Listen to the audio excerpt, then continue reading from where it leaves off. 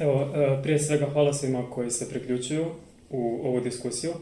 Mi smo ovdje kao dio grupe mladih Lori iz Rijeke. Možda nas znate po nekim našim projektima. Moje ime je Moris. Ja sam Antonija. Ja sam Elena. I tu smo danas da pričamo o temi coming outa, posebice u kontekstu da riješimo određene nedoumice obitelji i zapravo kako obitelj kao tako bitan dio života pojedinaca može biti od podrške. Sam coming out definiramo kao proces u kojem osoba otkriva sebe, prije svega u odnosu na samu sebe, ali onda i otkriva sebe drugima. Za sam coming out znamo da nije jednokratna stvar, nije nešto što dolazi preko noći i također kad se i krene odvijati prema drugim ljudima, to nikad nije gotovo.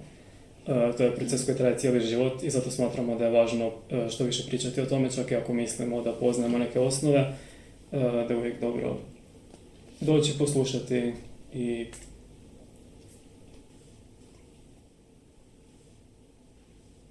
podržati se međusobno. Zašto je coming out problem? Zašto je mladima koji su queer, LGBT, zašto bi to uopće bio problem? Zašto je uopće to problem reći? Kao prvo, problem je samo uopće otkriti i shvatiti da osoba nije straight, nije cis, dakle da je osoba LGBT, da spada negdje. Zato jer ne priča se puno o tome i generalno su mladi u nekim aspektima prepušteni sami sebi i onda prvo mora se uopće doći do tog zaključka. I sad kad zaključiš da ti nisi, ajmo reći, po nekoj normi, pod navodnicima, sad šta s tom činjenicom i reći tako nešto, jer znamo kako društvo može biti prema bilo čemu što je drugačije. Znamo da postoje kojekakve reakcije na kad neko kaže mami, hej, ja sam gej. I kod većine ljudi koji su LGBT postoji taj strah. Postoji strah od odbijanja, postoji strah od nerazumijevanja, postoji strah od neshvaćanja.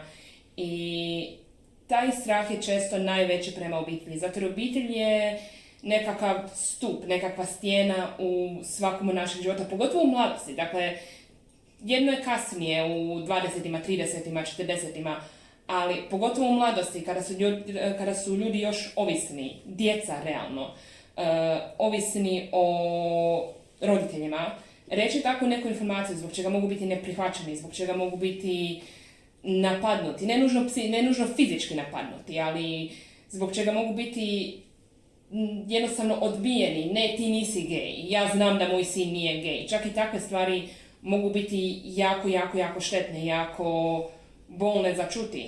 I svi ti razlozi i sve kakve priče koje čujemo iz medija, koje čujemo od susjeda, koje čujemo od prijatelja, mogu stvarno staviti veliki teret. I povjeriti se tako nečemu, pogotovo s obzirom da većina ljudi ne priča o takvim temama, može biti jako veliki stres za mladu osobu.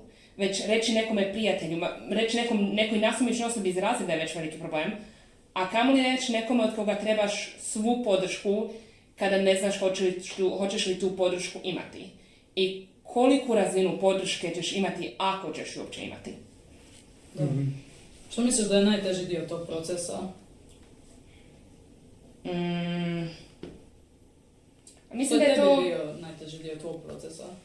Ja sam, na primjer, kod sebe znala da je mene, na primjer, niko neće izbaciti iz kuće, niko me neće prebiti, niko se sad neće vrištat na mene, zato jer da ja sad kažem hej mama, sviđaju mi se cure, ili čak kod, ne znam, reći konzervativnim dijelom obitelji, hej baku, sviđaju mi se cure, zato to ne je bilo onako, ali kod mene recimo taj strah, ne ti nisi. Ali mislim da to jako visi ne mogu govoriti za sve ljude, znači mogu reći za sebe, mislim da to jako visi od osobe do osobe. Nekome će postojati veliki strah, ajme meni šta ako me sad izbaci na cestu.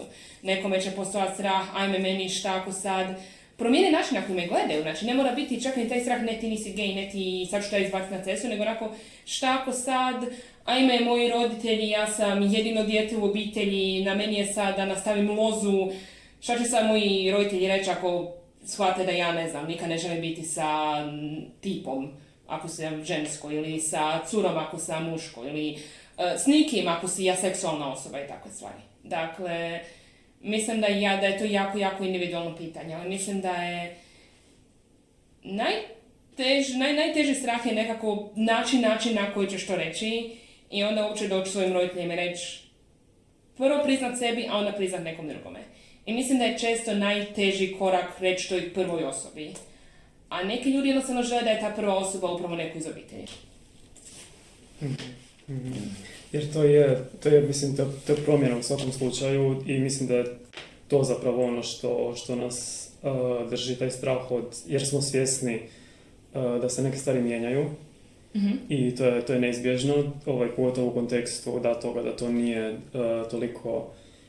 toliko česta tema, ne zna se puno o tome izvan jako specifičnih krugova podrške i u tom smislu je problem što zapravo postoji strah da ta promjena neće biti pozitivna. Mislim da je to ono glavno što drži ljude i isto tako vjerojatno izvor strahova recimo kod samih obitelji jer su svjesne da se nešto promijenilo, da nešto nije po očekivanjima i postoji velika tjeskoba kako će to utjecati na kasni život njihove djece, braće, sestara i tako dalje. Ali zato je bitno razgovarati o tome i zapravo zahvaljujemo još jednom svima koji su došli jer smatramo da je bitan prvi korak uopće biti otvoren za ovakve rasprave i doći u ovakve krugove i naučiti nešto. Ja sam se dotakla svoje priče, pa evo možda mogu poslije malo elaborirati jer je bilo stvarno samo minimalno, ali možda ako neko od vas dvoje želi podijeliti svoj dio, svoju priču, svoje strahove ili kako je to prošlo kod vas kad ste vi rekli svojim roditeljima, ako ste rekli svojim roditeljima. Da, pa trenutak kad sam shvatila da nisam straight je bio jako scary trenutak i mislim da je meni bio najviše strašan taj trenutak da sama sebi to priznam, a malo manje da to priznam svojoj mami i nekim drugim članovima svoje obitelji.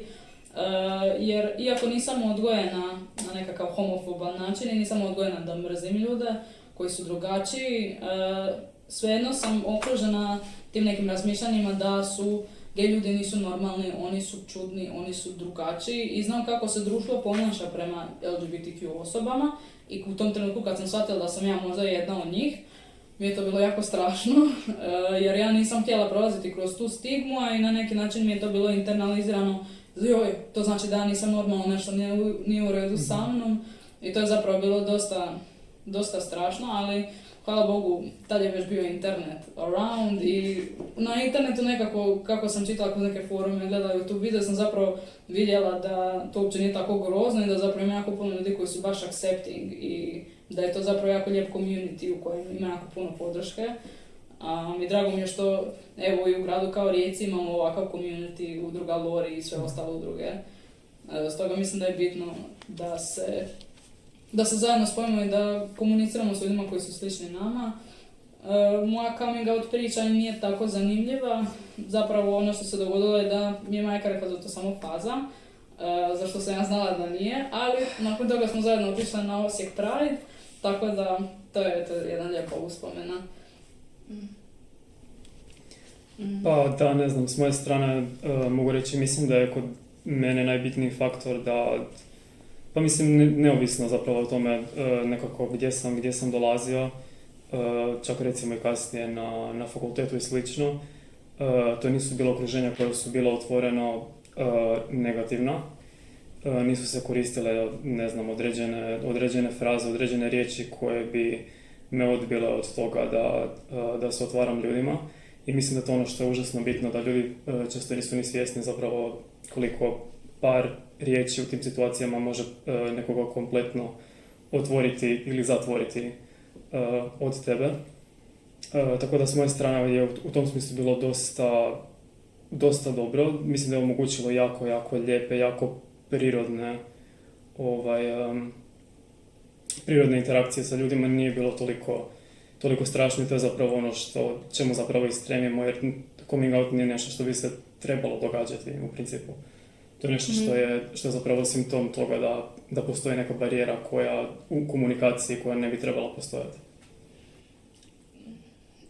Ja što se tiče spoznavanja same sebe, na primjer malo atipičnu priču, zato jer većina ljudi onako, imala sam prijateljicu koja je bila, ne znam, gej, pa sam ja skužila da sam gej ili našla sam nešto na internetu, pogledala sam film. Ja sam znala da nisam, ajmo reći, neću reći normalna, ali da nisam kao drugi, ajmo reći, zato jer, dakle, to je počelo, moje preispitivanje počelo u srednjoj i svi su pričali o seksu, svi su pričali o ja bi ovo, meni se sviđa ovaj, meni se sviđa ona. Onda sam tamo bila ja onako, meni se možda sviđa on. I mislila sam da nešto stvarno nije u redu, ajme meni, svi oko mene su zaljubili, ovaj se tamo prvi put poljubio, ova tamo je sa dečkom, ima spolne odnose već zadnjih 6 mjeseci, šta sa mnom ne valja. I onda sam na satu etike od svih mjesta čula za izraz za seksualnost i to je bilo onako, I od tada sam znala da onda sam išla malo istraživati i nije to bilo baš ono dosta na satu etike, ali malo sam istraživati i onako, seksualna osoba to je nešto što meni paše. I onda sam znala, šta sad s tim? Dakle, ako nekome kažem da sam seksualna osoba, ljudi će mi samo reći, da, ne, ti samo nisi našla pravu osobu, I to se stvarno nije desilo, dakle, s nekoliko, ne prve osobe kojima sam nekada su bile 2 prijateljice s kojima sam dan danas u kontaktu i one su stvarno imale onako, cool, drago nam je da sam rekla, što je jedna od najboljih reakcija koju realno možeš imati. Ali onako bilo je par ljudi, ma ne, to je samo faza, ma ne, naći ćeš ti nekog. I onda sam počela skužiti da ta razina atrakcije koju ja osjećam prema drugim osobama, jer ipak postoji neka, pogotovo u romantičnom smislu, se izražava prema osobama neovisno o rodu i spolu. Ali to je tada u toj fazi dok nisam znala puno ni o drugim rodnim identitetima i ništa je bilo, meni se sviđaju i cure. I onda sam jedan dan onako došla mami kao, znala sam da ona nije neki homofob, znala sam da nije neka žešća, mislim, to je bila žena koja je, kad je bio referendum za prava za gej brak u Hrvatskoj, počela dosta se skakati, to se reče, zato jer je naša županija jedna od 2 koja nije bila onako apsolutno homofobna, tako da. Ali i dalje, jedno je kad ona priča o tamo nekim gej osobama koje će se sad možda vjenčati u guvernerovoj palači, drugo je kada priča o meni koja sam i kćer. I onda je to bilo onako, hej mama, šta bi ti rekla da se meni sviđaju cure? Ma ne, nisi ti. Ok, dobro, još nismo spremni za ovo. Ja volim svoju mamu, divna je kasna, ako ovo gleda, mama obožavam te, ali taj trenutak stvarno nije bio najsjajniji. Ali onda nakon možda godinu dana, u međuvremenu sam come outila s nekim osobama sa sličnim prijateljicama i onda je bilo onako, we're doing this. I iskreno ne sjećam se točno koji je to bio moment, vjerojatno je čak bio neki onako vožnja od doma ili do doma u autu i samo znam da ne sjećam se trenutka, ali se sjećam emocija u tom trenutku i znam da sam se ja u tom trenutku sjećala prihvaćeno. Zato jer i tu se vidi napredak, ajmo reći, od moje mame, zato jer onako od osobe koja onako, ajme meni, jer mi je ona rekla da, ajme meni, ja sam se bojala djelomice nisam prihvaćala to zato jer sam se onako bojala da će tebi možda nešto napraviti na ulici. Ali, znala sam u tom trenutku, dobro, mami mogu reći, ne bilo onako, samo ovo ne smiješ još bakideri zasađaš. Ali, tako da, tu je bilo dobro, ali taj dan, recimo, bio je taj dan trenutak kad sam prvi put razmišljala o tome da je come out. Tam je bilo onako, to nisi ti. Dakle, to nije bilo onako, ne znam da sam njoj u tom trenutku rekla, da, sviđaju mi se cure, ne znam kakva je bila reakcija, ali taj čas sama hipoteza da meni možda sviđaju cure je bila onako, ne tebi, ti nisi jedna od njih. Kogod da ona nije imala nužno problem sa njima. Tako da. Mm-hmm. Čujem iz ovih priča da je zapravo nije bilo loše kao što zapravo i najčešće katastrofiziramo da će biti strašno, kao što je nekad i propagarirano da je coming out zapravo jako stresan trenutak koji uopće ne mora biti i zapravo ustrajavamo da ne bude, ali i dalje imaju neke stvari koje bi možda roditelji mogli napraviti na bolji način da smo se mi osjećali, da je to iskustvo jednostavno bilo bolje.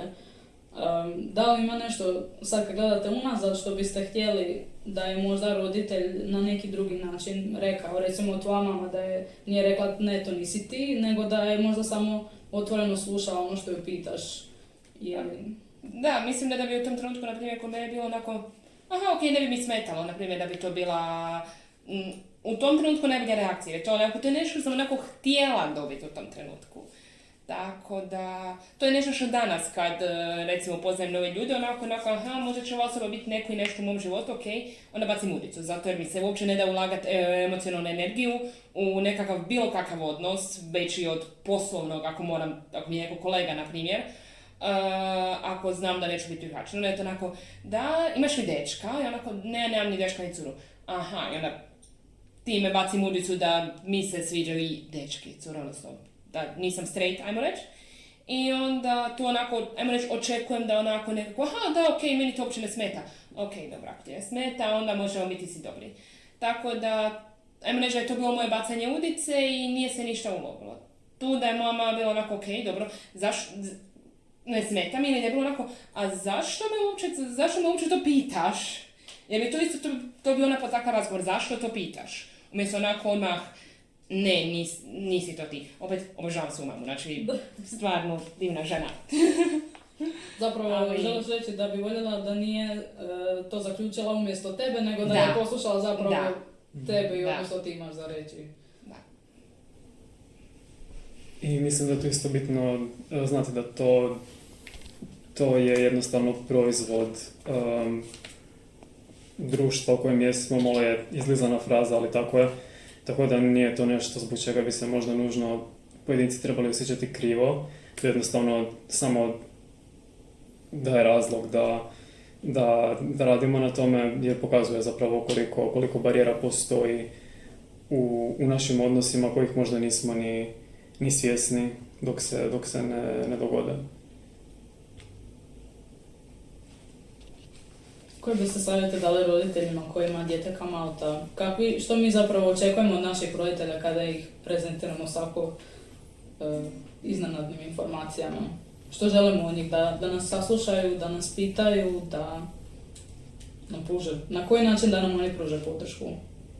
Pa da, mislim da je bilo kakva pozitivna interakcija sa time dobrodošla. Dakle, od slušanja, od pitanja, mislim da je možda ponekad bolje i pitati nezgrapno pitanje na dobar način nego pretpostavljati stvari ili dolaziti do zaključaka kroz nekakve treće puteve umjesto da se jednostavno angažirate sa osobom koja je ispred vas.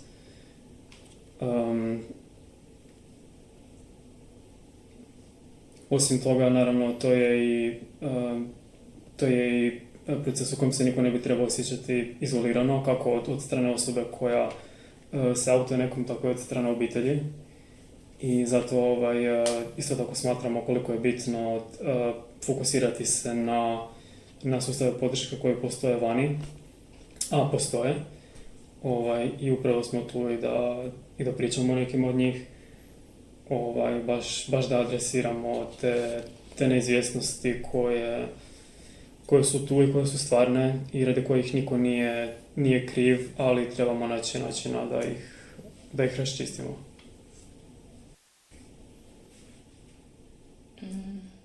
Također možda još jedan kliše možda adresirati, ali šta god radite, nemojte, ovo je možda malo onako direktnije i malo specifičnije, ali nemojte reći djetetu šta god da vam kaže, znači kao koji god identitet da vam come outa, nemojte mu reći, a ti si premlada da znaš. Dakle, zato jer, recimo, ne znam, da vam kćer kaže, mama, meni se sviđaju cure, ili mama, meni se sviđa Petra iz razreda, da je Petar iz razreda, bi li reakcija bila ista. Tako da to je nekad, ajmo reći neki, možda malo da stavimo nekakvu specifičniju stvar na ovu možda malo apstraktniju temu. Nemate takve reakcije, ti si premlada ili premlada da znaš. Ti to radiš samo da meni ideš u inat. Od svih stvari koje osobe rade, koje tineđeri rade, niko neće ići come outat samo zato da ide nekome u inat. Neko neće obući jaknu van dok je vani -10, zato da je nekome ide u inat možda, ali niko neće sebe stavljati u poziciju gdje će ga može izbaciti iz kuće samo zato da bi nekome išao u inat. Pogotovo zato jer to je situacija ako ga izbaci iz kuće zato jer je gej, zato jer on laže da je gej u ovoj hipotetskoj situaciji, zato da je roditeljem u inat. Pitanje je kako će onda kako će potpuno onda imati vani. Tako da niko, takve reakcije onako nekih specifičnih su možda klišeji koji su negativni. Ili ovo moj Tonkin primjer gdje je ne poricati samo ideju, to je faza, to je faza ne nisi ti nisi jedna od njih. Ma znala bi ja da si ti to i to, ti nisi ti nisi takav i takve stvari. Da, znači to su definitivno neke stvari s kojima se možemo složiti da nije dobro reći. Da. Da li imaju neke možda fraze koje možemo sugerirati roditeljima što reći? Da sad ne bude da samo šutimo, da ne kažemo ništa, ali kako da pokažemo podršku, a da ne kažemo krivu stvar. Nešto u stilu, recimo meni bi bilo značajno, možda ovo što si ti rekao da postavljaju pitanja, pa iako možda budu glupa, ili možda da kažu da ja sam tu za tebe, ti si moje dijete, ja te volim unatoč svemu, i da pokažemo da razumijemo da naša djeca bolje znaju o sebi nego što mi mislimo da znamo o njima. Također, ono što je isto bitno naglasiti, čak i ako u prvi mah imate tako neku negativnu reakciju, niste sad najgori roditelji na svijetu, kao što sam rekla recimo za svoju mamu. Dakle, u redu je ako je postala ta neka inicijalna reakcija, onda shvatite onako, ajme meni, što sam rekla, doći kasnije djetetu i pitati onako, ok, žao mi je ili žao mi je što sam reagirala ili reagirala tako u tom trenutku. Možemo li sad pričati o tome ako si ti voljna ili ako ti želiš o tome pričati, spremna sam saslušati, tako se. Dakle, ne mora, čak i ako inicijalna reakcija bila možda negativna, to ne znači da su sva vrata zauvijek zatvorena za raspravljati o takvim stvarima. I ono što bi isto htjela predložiti je općenito biti otvoreni o takvim temama. Dakle, ne prebaciti dnevnik čim se počne pričati o gej temama, ne gledati sad Brooklyn Nine-Nine zato jer je jedan od likova tamo gej ili neku drugu seriju, nego jednostavno kroz taj neki način, čak i ako jest, pogotovo ako jeste osoba koja ima određenu razinu prihvaćanja. Ako imate gay frienda s kojim ste si baš, opet klišej, ali ako imate neku osobu koja je LGBT, koju znate, i koja je onako baš super, to je moj super friend. Pogotovo u takvoj situaciji, nemojte od takvih tema zasranjivati od kuće. Zato ćete time dati već, to je razlog zašto sam se osjećala ugodno koliko jesam u početku, zato jer sam znala da neću dobiti nekakav, zato jer nije bila tabu tema u kući. Dakle, jednostavno otvorite temu, čak i ako vaše dijete je najstraight osoba na svijetu koja postoji, dobro je za slučaj da nije, otvarate vrata svojem djetetu i otvarate mogućnost da on nešto kaže. Da, njegujemo zapravo odnos roditelj-dijete, na koji način se mi kao djeca osjećamo sigurno da svojim roditeljima kažemo nešto o sebi bez da imamo strah da će nas zbog toga osuditi ili izbaciti. Ono isto što je bitno, ako ste roditelj queer djeteta ili sumnjate da je vaše dijete queer, to jest dio LGBTQ kišobrana, zapravo je jako važno ako primijetite nekakve znakove da ne tjerate dijete da ono come outa vama prije nego što je spremno, nego da napravite taj safe space, da dijete ima vrijeme i prostor za taj proces, da prvo zapravo samo shvati što se događa, a onda da može izaći vama i da u tom trenutku ne kažete znala sam pa vidjela sam da ti se ne sviđaju cure ili nešto tako, nego da ga čujete i vidite i da kažete čujem te, imali smo možda neke sumnje, ali drago mi je što si se osjećao dovoljno sigurno da mi to kažeš i da zapravo, da nemate taj moment pretpostavke. Mislim, neke stvari stvarno su individualne, naravno svako najbolje zna svoje dijete, ali mislim da ipak treba imati nekakvu suzdržanost prema samom sebi, baš zato da ta pretpostavka nije ono što čini odnos, nego zapravo nešto što vas može potaknuti usmjeriti zapravo na prava pitanja, na prave riječi, da to adresirate na način koji nije štetan za nikoga i koji neće narušiti povjerenje i sigurnost koju neko osjeća prema vama. Da, jer taj coming out, it's not about you. Coming out je zapravo da vaše dijete na neki način izađe vama i da on ima tu priliku vam reći nešto o sebi, a to je puno manje o vama i zapravo ok, ako nemate savršenu reakciju, jer svi smo ljudi, ali bitno je samo da ta reakcija nije direktno negativna. Ili da dijete zatvorite prije nego što je uopće počelo govoriti. Također, nemojte koristiti druge osobe u obitelji da idu njuškati okolo. Dakle, doći, ne znam, svoj nečakinji, jel znaš možda, jel Ana gej, nešto mi se čini, ili ako već imate queer osobu u obitelji koja je out, dakle koja je out vama, dakle, ajmo uzeti ovo isto ne čak ni za primjer, znači doći kao, je možda i Ana isto koji ti, je možeš to pogledati. I to mislim bilo kome, dakle bilo kakvim bakama, dedama, nekome, nemojte ići njuška, zato jer kao prvo, stvarno je ružno, ajmo tako reći, možemo razumjeti zbog čega, dakle želite znači da se događa u vašem životu i životu vašeg djeteta, ali ako je dakle i ako to dolazi iz neke potrebe da pružite djetetu podršku, to je jako lijepo, ali dajte tom djetetu da dođe vama. Nemojte ići pokušavati prosuditi to kroz neke druge kanale. No. Osim toga, vaše dijete ovdje nije da ima neki problem da se vi bojite da vaše dijete ne znam šta, ima ne znam kako nezdravo ponašanje zbog čega se brinete za njega, nego vaše dijete je potencijalno LGBT u ovoj situaciji. To je okej, to je samo po sebi vrlo neutralna činjenica. I ne morate se igrati detektiva i ići pitat sad, znate da je vaše dijete jako blisko, možda čak i sa bakom, ne znam. I sad ići onako, je ti možda nešto govorila Ana. Zato jer kao prvo daje neku dozu neiskrenosti i pokazuje neko nepovjerenje prema djetetu, a stavlja veliki stres i na drugu osobu. Zato jer ta druga osoba će stvarno osjećati onako, sad ja lažem svojoj mami, teti, kćerki, nekome, sestri, nije bitno kome. I opet stvara se taj neki laganje, jer nije to nužno jer u toj situaciji to je izostavljanje istine. Znači ako jedna osoba je LGBT, u LGBT uglavnom, ova druga osoba to zna, sad mora reći... Zapravo jako lošu poziciju. Da. Mora reći ili onako lagat vama, koju to pitate, ne znam, ne pričamo baš o tome, ne, nije, ili mora s oproštenjem izdati ovu drugu osobu. I ta osoba isto u tom situaciji ne zna kakva će biti vaša reakcija. Dakle, ne znam će li vaša reakcija biti, ajme super, joj, baš mi je drago, sad ću objesiti gej zastavu u sobu, pa će to biti super, ili će biti onako, znala sam, treba sad to srediti. Niko ne može znati u toj situaciji, tako da stavite dvije osobe u ovom scenariju jako neugodnu poziciju. Da, niko nije u dobroj poziciji u tom scenariju, jer se prije svega se zaobilazi uopće osoba o kojoj se govori, šta isto jednostavno nije znak dobre komunikacije, nije način.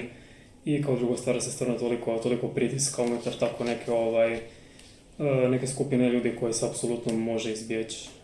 Htio bih reći da mi sad možda ne govorimo i samo nužno, ako su to vaša djeca, nemojte to raditi nikome.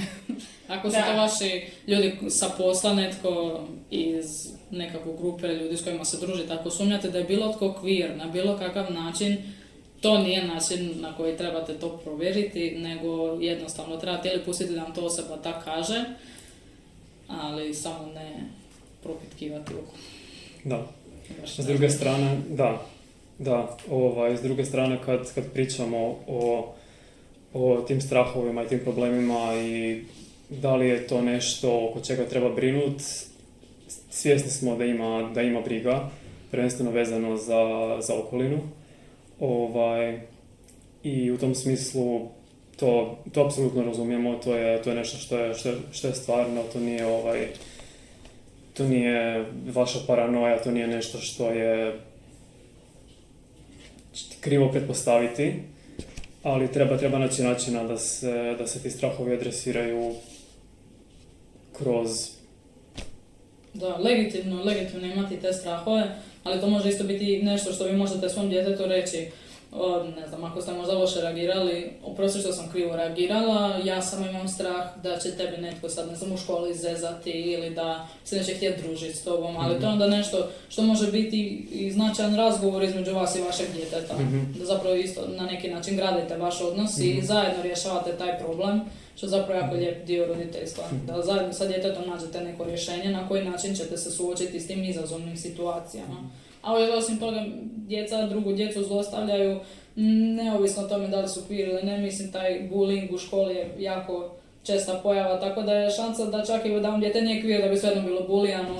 Tako da je to svakako je to razgovor o kojem trebate razgovarati, u biti je sasvim legitimno. U svakom slučaju, da, znači, da bude konstruktivno, da bude građenje odnosa i da bude podrška. Možda malo nježniji način za reći što je Tonka rekla je, znači, mene su u školi zafrkavali zato jer sam bila pametna, zato jer sam imala naočale, zato jer sam nosila dvije pletenice u ovom trenutku. Prijateljicu su zafrkavali zato jer imala dlakave ruke. Jednog prijatelja su zafrkavali zato jer je nizak. Drugog prijatelja su zafrkavali zato jer je visok. Dakle, niko neće sad natjerati ovog prijatelja koji je visok da hoda pogrbljeno zato da bi se uklopio da ga ne zafrkavaju. Moja mama meni nije rekla sad ćeš ti nositi leće da ne nosiš naočale da te ne zafrkavaju. Ili sakri svoju pamet dijete da te ne zafrkavaju. Mama od ove prijateljice nije nakirala svoju kći da depilira ruke sa 10 godina zato da ju ne bi zafrkavali u školi, nego su nam dali neke alate s kojima ćemo se nositi sa time. I mi smo svi znali u tom trenutku da imamo podršku svojih roditelja, da će nam oni reći oni su u krivu. Ta osoba koja tebe maltretira je u krivu. Tako da, isto kao što ne biste svoje dijete pitali da skriva svoju visinu ili svoju boju kože ili činjenicu da ima dlakave ruke ili činjenicu da nosi naočale ili da voli zelenu boju. Mene su među ostalim zafrkali zato jer previše volim zelenu boju. Nemojte tražiti od vašeg djeteta da skriva ovaj dio identiteta, zato jer povezanost i s drugim ljudima i prihvaćanje koje može dobiti ako ste vi prema njemu pokažete prihvaćanje, mogu puno više značiti nego što ta negativna reakcija od okoline u školi može škoditi. I zato jer, ako vi kažete svom djetetu sad to sakri zato jer će druge osobe krivo reagirati, vi time pokazujete da mislite da je to dijete onda krivo za to. Da je ono samo da ono njih izaziva, da ono nije gej, to se ne bi događalo. I mislim da je upravo u tome poanta, da gradimo odnose sa djecom koji se ne tiču toliko toga da učimo djecu da se prilagođavaju okolini, bez obzira na to da li doživljavaju bullying radi jedne stvari ili radi druge, nego da nauče prihvaćati sebe i da nauče postaviti sebe, jer moraju živjeti zapravo sami sa sobom dugo nakon što napuste to nekakvo gnjezdo. I tako da mislim da se to može primijeniti i ovdje. Ali smo svjesni naravno i da to je velika briga u smislu gdje pronaći podršku izvan samog sebe i kao roditelji, kao neko ko brine o drugoj osobi. I zato smatramo da je bitno pričati o drugim izvorima podrške. Možda to da se zapravo svi zajedno rasteretimo na neki način i da vidimo da ima nekog vani koji je tu za nas i kome se možemo obratiti zapravo da izgradimo nekakvu svoju zajednicu, nekakav svoj put u životu koji nam upravo odgovara na te neke brige.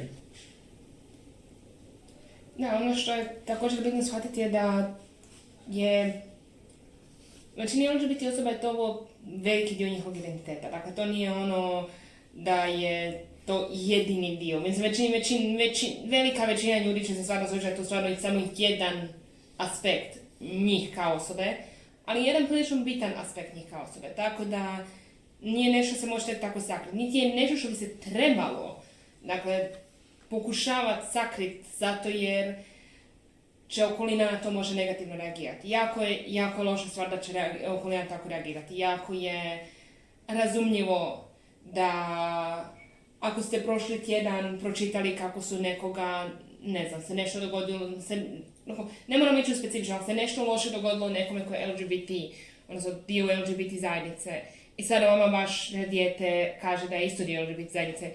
Jako je lako shvatiti zašto ćete vi svoje dijete vidjeti u tome, ali isto tako možete vidjeti da je, u nekom gradu organizira neki veliki festival i koliko su ljudi bili sretni, ili kako je neka grupa napravila nešto veliko zajedno biti zajednicu, možda su organizirali neku radionicu, možda su organizirali nekakav govor ili nekakvu tribinu i koliko su bili sretni time, isto tako možete vidjeti svoje dijete u tome.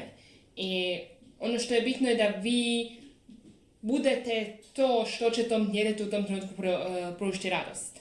I što će djetetu pružiti potporu, sigurnost, nekakvu sigurnu mrežu. Baš zbog toga što postoje priče kao hipotetska loša priča. Baš zbog toga je bitno da ne nužno da stavite svoje strahove na stranu, ali da shvatite da osim toga vi niste jedini kojeg je strah. Jer vaše dijete također je strah i baš zato vas treba. Zato jer, mogu slobodno reći, niko od nas nije apsolutno 100% u svakom trenutku radostan i nije da se apsolutno nikada ne bojimo. Svako od nas će osjetiti strah, svako od nas će u nekom trenutku hodati ulicom, imati, ne znam, već drugi ne boji, shvatiti, sad sam malo u nekom širnom dijelu grada, ide malo to sakrit.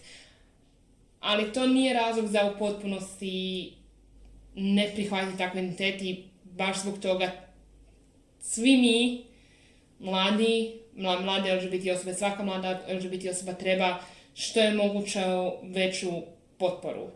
I zbog toga je stvarno bitno da ta potpora dolazi od roditelja. Zato jer je to nekako sigurno mjesto koje bi svako od nas trebao imati. I koje krajnje oblikuje odnos na kraju osobe sa cijelim svijetom. Da. Kad ti se usadi određeni pristup, kad ti se usadi određeni standardi, ovo je, mislim, užasno bitno i u smislu zaštite, zapravo ako vi pokažete pravu ljubav i prihvaćanje, da je puno manja šansa da će neko tražiti na krive načine kod krivih ljudi, jer zapravo zna kako je to kad te neko stvarno voli, kad neko stvarno brine o tebi. Osim toga da se, ne daj Bože, nešto stvarno loše desi, jako je bitno da svatko zna da može to nešto loše, šta god da bilo, reći svojima doma.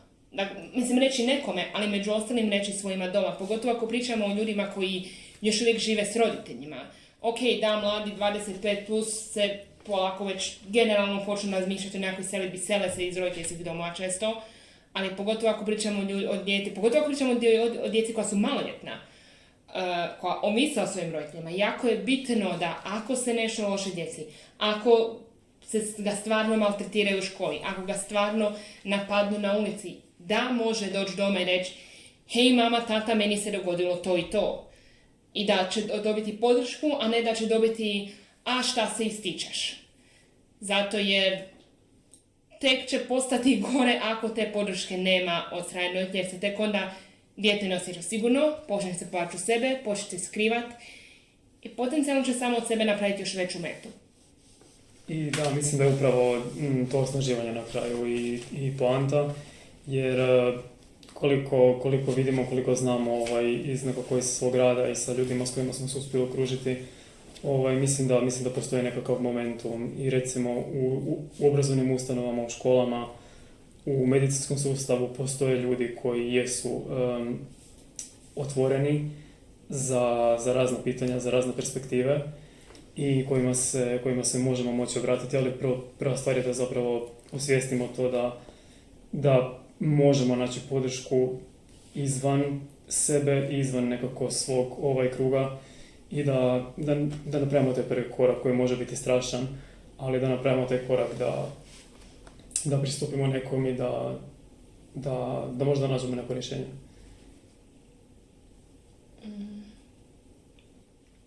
Da, dakle, ako vam se vaše dijete povjeri ovako o tome, ako vaše dijete vam se povjeri, ako vaše dijete vam kao auta, i ako vi, možemo razumjeti zašto s obrušenjem nemate pojma što napraviti u situaciji. Niko od nas, kad smo prvi put počeli da sami sebe propitkivati, nismo imali pojma što napraviti u toj situaciji. Dakle, niko od nas, svi mi živimo u istom društvu, kogod da to samo po sebi zvučalo kao kliše, ali svi mi živimo u istom društvu koje ovakvim temama, nažalost, ako ih se ne traži, generalno se informacije ne dobiju. Ja sa svojom pričom sa sata etike sam često među školama, nažalost, iznimka, zato jer se na nekim mjestima o takvim temama ne priča ili se ne priča dovoljno ili se samo onako spomene negdje sa strane. Tako da, ako znate da ako vam se dijete povjeri, raspitajte se kakva je situacija u vašoj zajednici, vidite postoje li sustavi podrške koje Moris spomenuo kroz bilo obrazovni sustav, bilo kroz nekog psihologa, kroz zdravstveni sustav, koji isto, nažalost, nije idealan, ali ukoliko ne, možete se obratiti široj zajednici, možete potražiti pomoć udruga koje isto Moris spomenuo. Mi ćemo ostaviti neke resurse i neke informacije u opisu ovoga videa sa linkovima, sa linkovima za kojima možete doći do tih resursa, od kojih su neki kreirani specifično za roditelje osoba koje spadaju u LGBT zajednicu. Tako da podrška postoji, samo ju morate potražiti. I kad pričamo o podršci, dakle ona nije specifično vezana samo za, recimo, za osobu koja koma auta, nego baš specifično vezana za, to su projekti koji se rade zapravo za cijelu obitelj i za cijele zajednice. Ovo recimo, i mislim da ono što radimo kroz Lori nije samo pitanje pojedinaca, nego pitanje zapravo kako oblikujemo cijeli grad i zapravo doslovno od ulica do ljudi s kojima dolazimo u svakodnevne interakcije. I mislim da upravo u tome ljepota što stvarno ako bilo ko dođe na neki od naših događaja sa bilo kakvim pitanjem, sa bilo kakvom perspektivom, da će dobiti nešto iz toga, jer se zapravo ti projekti se uvijek fokusiraju zapravo na građenje puno širih zajednice i stvari koje su puno veće samo od pojedinaca. Da. Evo, ako ste roditelji queer osobe i vaše dijete vam je come outalo, sada imamo Smokvu uskoro, pa evo možete s njim doći pogledati, checkoutati koje radionice imamo. Malo neke zajedničke dijete-roditelj aktivnosti. Možete se informirati, dakle možete, ako ste tamo, možete bilo koga od volontera također se ili informirati putem materijala, literature koja se tamo može naći, ili možete čak slobodno pitati neku od osoba koje se tamo nalaze, bilo kao volonteri ili organizatori, zato jer svako od nas će biti vrlo voljan pomoći nekome ko se iskreno želi informirati, iskreno želi pomoći ljudima oko sebe. I to se u konačnici odnosi na djecu, odnosi na mlade, odnosi na djecu, ali to se odnosi na bilo koga ko je vama blizak. Ne da ne skrećemo previše s teme, ali stvarno bilo koga. Dakle, čak i ako vam je prijatelj come outa i sad ne znate šta s tom informacijom, također možete doći. Tako da... Tako je, znači na Smokvi svaki dan imamo infoštand koji radi nekoliko sati, pa evo ako vas zanimaju bilo kakve informacije, ne znate kuda početi, dođite, pitajte nas, pa ćemo vam odgovoriti. Ako niste baš u socijalnom kontaktu, kao što smo rekli, imamo linkove u opisu, tako da će se tamo naći također vrlo veliki broj informacija. Ali u ostalom, program je ove godine zanimljiv kao i svake godine i sigurni smo da je u drugim gradovima kad se događa tako nešto da je na isti način i zanimljivo i korisno i da su otvoreni svima. Stoga stvarno još jednom hvala što uopće radite nekakav korak poslušati nešto i što prilazite ovoj temi sa tom razinom znatiželje i sigurno suosjećanja. Tako da ćemo ga papat kao. Tako da hvala još jednom na slušanju, provjerite izvore koje ćemo vam ostaviti i možda se vidimo na Smokvi. Da. Ženja.